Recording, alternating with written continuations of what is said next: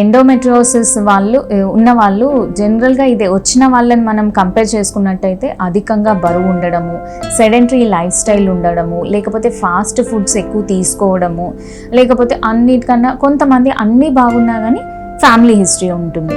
So ఇట్లా family హిస్టరీలో ఉన్న వాళ్ళు ఎవరైనా కానీ వీళ్ళకి రెగ్యులర్గా ఒక మంచి న్యూట్రిషియస్ బ్యాలెన్స్డ్ డైట్, దేంట్లో అయితే ఫ్రెష్ ఫ్రూట్స్, వెజిటేబుల్స్, అన్ని రకాల నట్స్, ఇవాళ మనకు చాలా వరకు సీడ్స్ అవైలబుల్ ఉన్నాయి. లైక్ చియా సీడ్స్ కానివ్వండి, ఫ్లాక్ సీడ్స్ కానివ్వండి, సన్ఫ్లవర్, పంకిన్ సీడ్స్, ఇట్లాంటివి అన్నీ దొరుకుతున్నాయి.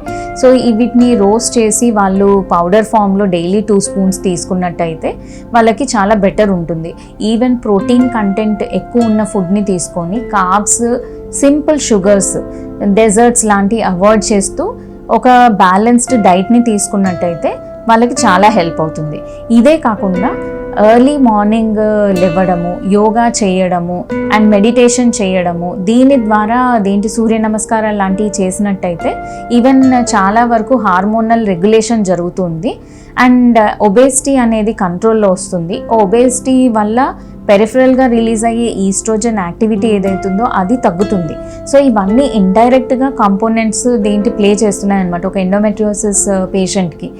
బట్ అందుకని అవి ఇండైరెక్ట్గా ఉన్నాయి కదా, అది ఎక్కువగా హెల్ప్ అవ్వట్లేదు అని కాదు.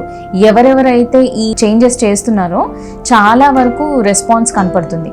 ఇదే కాకుండా పోస్ట్ ఆపరేషన్ సర్జరీ కానివ్వండి, లేకపోతే ఒకసారి వాళ్ళకి ఎండోమెట్రియోసిస్ ఉంది అని తెలిసినాక మనం రోజువారీ ఇంట్లో వాడే చిన్న సింపుల్ చిట్కా ఏంటంటే పసుపు అనేది వాడడం వల్ల యాంటీ ఇన్ఫ్లమేటరీ యాక్షన్ ఎక్కువ ఉండి వాళ్ళకి ఈ పెయిన్ నుండి కూడా చాలా వరకు రిలీఫ్ ఉంటుంది.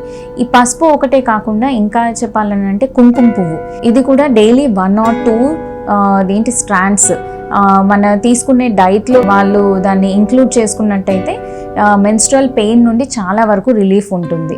ఎప్పుడైనా ఏ మెన్స్ట్రల్ పెయిన్ని కూడా ఊరికేనే కొట్టి పడేసేయద్దు. దాంట్లో ఫస్ట్ ఆర్డర్లో వచ్చేసేది మనకి ఫస్ట్ ప్రైమరీ డిస్మెనోరియా అంటాం. ఈ ప్రైమరీ డిస్మెనోరియా అన్నదానికి ఆన్సర్ చాలా వరకు ఎక్సర్సైజెస్, యోగా, కరెక్ట్గా టైంకి పడుకోవడము, త్వరగా లేవడము, హెల్దీ లైఫ్ స్టైల్ మెయింటైన్ చేయడము, అంటే వాక్ చేయడము అండ్ యాక్టివ్ లైఫ్ స్టైల్, ఎప్పుడు ఒకటే దగ్గర కూర్చొని అన్నీ డెస్క్ జాబ్ లాగా కాకుండా as sitting is a new smoking.